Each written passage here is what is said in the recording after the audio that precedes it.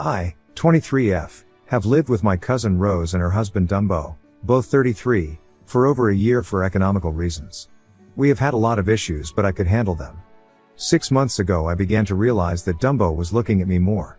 I've always been sure to wear appropriate clothing in front of him, and I've never even been without a bra outside of my room. Even so, I noticed that his eyes were going to other places constantly, like my boobs, ass, or more below. I thought that it was just my imagination, but just in case, I started wearing around the house oversized hoodies and sweatpants and nothing body fitting, but I still noticed that when we would have conversations he would deliberately stare at other places. One night as I was lying on the couch laughing at a video on my phone, he came up to me, asked what I was laughing at, and before I could answer he bent down and put his head on my boobs at an angle he could look at the phone screen. I was in shock, and I am ashamed that I just let it happen. That's when I knew I had to tell someone, especially my parents, but I didn't have the courage, so I stuck it out. More comments were made, but the one that disgusted me the most was when he said, "Hey, is it me or have your boobs gotten bigger?" I asked why the F he was looking at me that way and that he was so off for that, but he just laughed. I got the courage to tell my stepmom and dad, and they were both shocked. They said that I needed to move out ASAP, and that I also needed to talk to Rose about Dumbo's behavior, and I would also need to talk to Dumbo. It took a bit of pushing, but I finally got the nerve to sit down with Rose and tell her everything that had happened, and this was the reason I was moving. She said that she would talk to him, but in the end this was my problem with him and I needed to fix it. I thought that after she spoke to him he would come to me and apologize or say something at least, but that never happened. 2 days after I told Rose that I was expecting an apology on his behalf, and I was going to talk to him myself about everything. She said that would be useless because he said he was never going to talk to me again, as he claims he did nothing, and apologizing would mean him owning up to what I claimed happened, that both of them were going to wait until my dad was back in town so he could solve everything. He claims that I am just trying to put my family against him and ruin his reputation.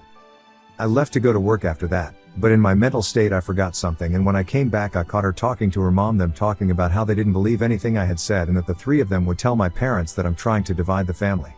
With 3 people ganging up against me, I am worried that they'll manage to change my parents' mind. I think I fucked up by bringing this whole thing up. I may have just ruined my whole relationship with everyone, possibly ruined a marriage, and in the end I'm starting to even doubt my own judgment on what could have just been a misunderstanding. I fucked up by not staying quiet. I'll update if it's requested. Comments where Op has replied. Commenter 1. Stick to your guns. You don't need anyone who won't stand by you when you tell the truth. You know who they are now. Oop, I know the truth. But man, when it's 3 people including the wife of this Dumbo trying to bring you down, it's hard. Thanks for your words. Commenter 2. You could probably reconstruct when this happened from your phone history. If possible, similarly figure out the dates and times of other instances of harassment. These things are more convincing when they're documented with times, especially if, for example, they always happen during your cousin's working hours and days. If nothing else, it'll feel good to have it solidly documented. And more easily shared if you ever need to do so to defend yourself from accusations of slander. I don't primarily mean legally here, but socially, just in case that's unclear. Oop, I only noticed 6 months ago. What I can say for anyone who wants details is that he only does this when my cousin isn't close by, for instance when she's in the room or bathroom. I have noted down for myself all the situations I have remembered because I wanted to be as sure as possible before bringing to light something this delicate. It's just when it's 3 against 1 you begin to doubt yourself. Update 1, November 2nd, 2024. Well, I'd like to say thank you to everyone that took the time to comment on my last post. It's because of you that I finally saw that I was not fucking up, even though now my relationship with basically my whole family is. Unfortunately, the result was not a pretty one. I spoke to my parents and the whole conversation was just off. To begin with, they don't understand why it took me so long to speak up. I tried explaining that for me this is a very sensitive topic, and on top of that I was scared of how everyone would react. Second, it is well known that I usually have a very strong attitude and don't have an issue with telling people to fuck off or standing up for myself, which in their eyes makes it strange that I wasn't able to do that with Dumbo. Yes, I don't have a problem with doing that to people that have no major impact on my life, and to be honest, even today I'm asking myself why I didn't react this way with him. Although I wanted to, I just couldn't bring myself to do it, but I also know that if I did, Dumbo and Rose would run off to my parents complaining about how disrespectful I am, and it would have been messy either way. Third, they say things don't add up because in the end I never took their advice, which was to remove myself from the situation, and second, to have a conversation with Rose and Dumbo. I have found a nice place to live as of December 1st, and I spoke to Rose as I honestly didn't want, nor did I feel comfortable speaking to her husband in the beginning. Like I said in the first post, when I told Rose I was going to speak to Dumbo, she said no because he wasn't going to listen, and she agrees that we have nothing to talk about. I explained this to my parents, but they weren't having it. They said that I need to face Dumbo as he is the one causing the issue for me. I told them very clearly that I wasn't going to force him to sit down and listen to me, but according to them, that is exactly what I should be doing. My dad says that at the end of the day, I don't know what Dumbo's intentions were, and this won't get solved until he and I talk it out. That a lot of people look at me and it's not that big of a deal. He's angry that I've done nothing to solve this matter myself, and even if I know that Dumbo won't listen, that's not the point is trying. I reminded him that he wasn't just looking, it was constant comments, staring and putting his head on my boobs. I told him once again that I wasn't going to force a grown man to listen to me. But he kept on saying that I wasted their time by not taking their advice. Finally, my parents ended it by saying that because I haven't been transparent with them and it seems like I basically wasted their time, then that is how they'd like to keep our relationship, with a wall up. I had prepared myself to take a step back from my parents if needed, but the fact that they did it because I wasted their time just hurts. I feel like they went into this convo with the mindset of not believing me, and nothing I could have said would have changed that. Just the fact that they're telling me to force this man that's 10 years older than me to sit down and listen, knowing damn well that because I don't want to be alone with him, his wife would have to be there and she'd be jumping down my throat every 2 seconds, is like telling me to flip a hot pancake with no gloves and to try to not get burnt, knowing damn well that I will. He never offered to be moderator. I had a feeling that this would have been the result, so in a way I do feel like I did fuck up. In the end, Rose and Dumbo are perfectly happy, or so it seems. They both still have a great relationship with my parents. My relationship with all of them is messed up and I'm feeling pretty depressed. Once I move out completely, I will be in a better mental state. I won't have any toxic people in my life. I'll be saving money as the new place is a lot cheaper, and most importantly, I know that I still have people that love and support me, even if it's very few. Once again, thank you to everyone that gave me words of support on my last post. It means so much. Update 2, November 9th, 2024. I didn't expect to be updating again. I thought that everything had ended when my parents blocked me, but no. Since my last post, my parents still have me blocked, but only on social media. They have been calling me since and telling me that it's up to me to make this right. That basically my entire family is mad at me for trying to destroy the family dynamics, that because I still haven't confronted Dumbo, they all think that I am lying and blew what could have been a simply awkward moment into a big deal so that I could have a proper reason to move out and be independent. According to them, unless I speak to Dumbo face to face, I will have proven their theory of simply lying to get out of the house with anyone questioning it. They have made it clear that they think I have fucked up by bringing this to light, and if I choose not to confront Dumbo, they will proceed to have me blocked and will have me marked as a liar. Oh my god, the pressure I have been under to speak to this man has been making me sick at this point. Yes, I could simply block my parents on everything as well, but that wouldn't stop them from showing up to my house, and I'm too much of a coward to do so anyway.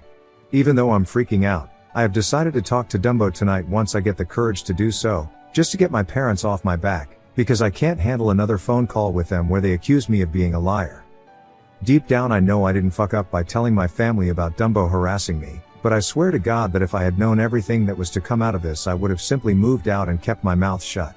Any advice is needed, and I deeply appreciate those that personally message to check up on me after my first post. Comments where Op has replied. Commenter 1, I am genuinely so fucking sorry this is happening to you. I don't have much in the way of advice, but I hope you know that you're not in the wrong and you're not a bad person for speaking up. Don't let them tell you otherwise. Oop, I'm freaking the fuck out. I really don't feel comfortable talking to this guy, but on the other hand, if I don't, the only family I have here will basically turn on me. I'm locked in my room till I get the courage to talk to him. Commenter 2, do not talk to this person alone, but also not with your family. They are shit and will gang up on you. Please bring an outside friend and record it if you can. You really shouldn't even talk to this person and be moved on to your own place and have everyone blocked. They are not looking out for you. Stay safe and good luck. Oop, I'll be recording everything. Update 3, November 10th, 2024. To begin, I'd like to thank all of those that have given me advice and shown support during this hard time. It's given me more strength than you know. I've been asked some questions, so I'll answer a few. 1. Why did I wait 6 months to bring this up? This is a very serious accusation to bring up. I wanted to be absolutely sure that I wasn't imagining anything and that I was sure of this. I was also terrified of how my family would react. 2. Why didn't I speak to Dumbo from the very beginning? I didn't have the courage and didn't know how he'd react, so I went to my parents for guidance. 3. Why didn't I bring this up until after I moved out? Simple, I thought my parents would have my back. Now to the update. After my last post, I spoke to Dumbo. Even though many advised me not to, I caved and I confronted him. I recorded the entire conversation like many suggested and even made sure to send it to a few people just in case.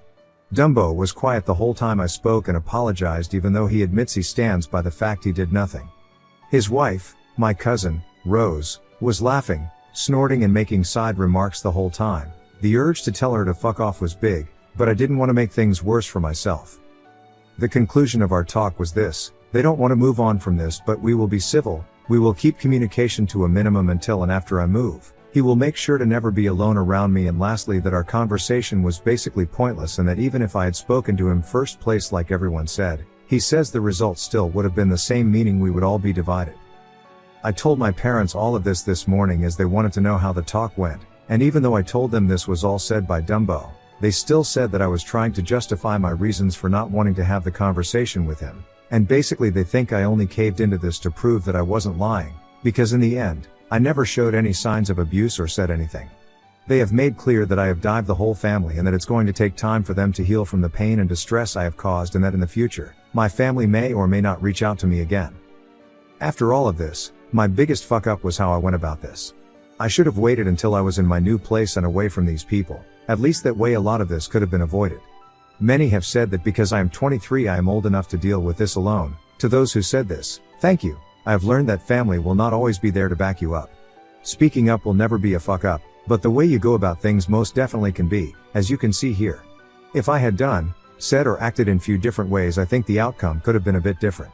In the end, I know I still have people that love and support me. My move out date is just around the corner and eventually my mental health will be okay. In the meantime, I will focus on packing and being around those I love. Thank you once again for all your support. This will be my final update.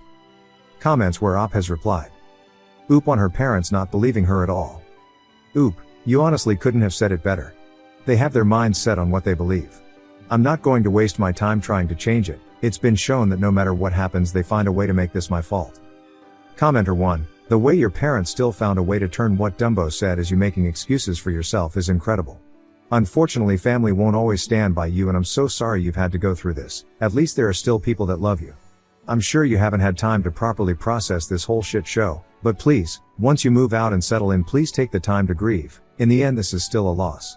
Sending you so much support and I'm proud of you. Oop, thank you for your support. With time I will take time and process. Next story. Stayed silent for 2 months and collected evidence after finding out my wife was cheating. She's mad when I confronted her, but I felt nothing. Hello everyone. My 30M wife, 34F, and I have been together for 8 years, 5 of them married. I thought we were the kind of couple that could tell each other any problem. I loved her deeply and always believed she felt the same way about me. Like many couples, we had our ups and downs, but I never thought it could lead to infidelity. 4 months ago, I started noticing changes in her behavior. She was more distant, always glued to the phone and avoiding our conversations. You know, the typical thing about a cheating person. Well, one day, I came across a message on her phone that confirmed what I feared the most. She was seeing someone else. It was like a punch in the stomach. I felt anger, sadness, and an overwhelming sense of betrayal. But instead of confronting her right away, I decided to wait. My main reason was to protect myself in a possible divorce. If I was going to face this situation, I wanted to have solid evidence, so I spent the next 2 months gathering messages, photos, and anything else I could use if things got legally difficult. During those 2 months, I pretended normality while the pain piled up. I watched her act like everything was fine, and with each passing day, my feelings for her faded. The love I once felt was replaced by indifference. If anyone says that love for someone doesn't go away, well, it's not entirely true. When I finally gathered all the evidence, I confronted her. I showed her everything I knew, and although she tried to deny it at first, she finally admitted that she had been having an affair.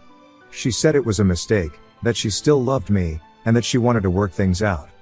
But by then, I didn't feel anything anymore. I didn't scream, I didn't cry, I didn't even get angry.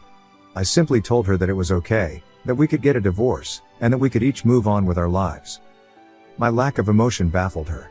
She said my indifference was cold and cruel, and that if I had truly loved her, I should have fought to save our marriage, which was ironic coming from her.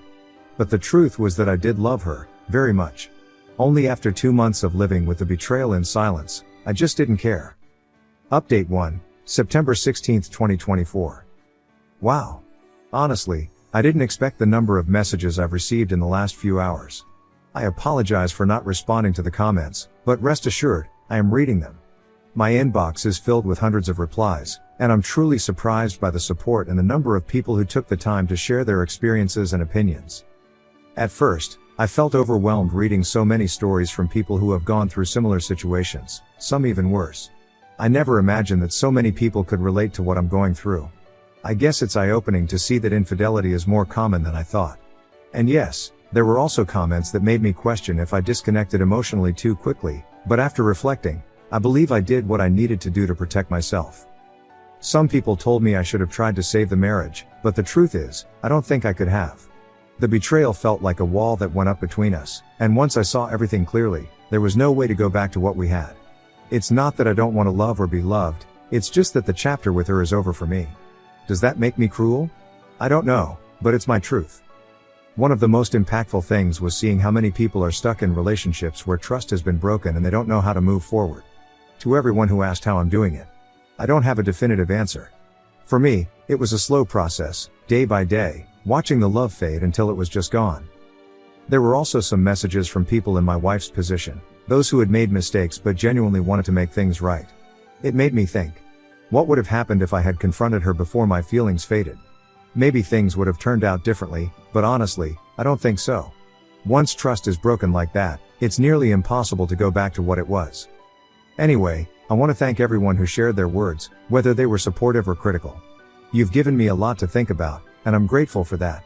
I'm processing all of this little by little, but if there's one thing I'm sure of, it's that, for the first time in months, I feel like I can breathe and look forward without the weight of what happened. Thanks again.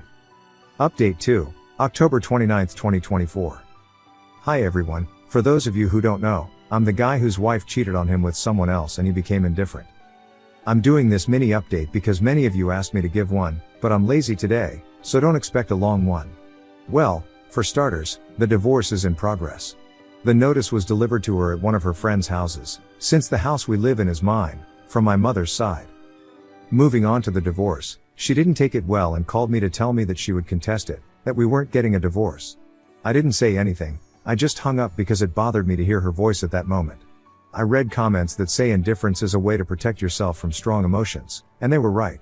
After a couple of days, I started thinking about the time invested in my marriage and I really got angry. For her, 8 years of relationship was nothing to open her legs to another jerk. For those curious, her lover is someone older, maybe 40 or 47, and he has a wife and kid. I don't care if the idiot has a heart attack or something, my soon-to-be ex and that guy are just trash that came out of the same landfill. Sorry, I was getting angry as I was writing, so I took some time to calm down. Back to my soon-to-be ex, I really don't care if she decides to contest the divorce, she's just making things harder for herself, since all of our assets are separate, including the house where I live. For the moment, that's all I can share with you. Thanks for your advice, and to all of you who commented that I should work things out with her, screw you.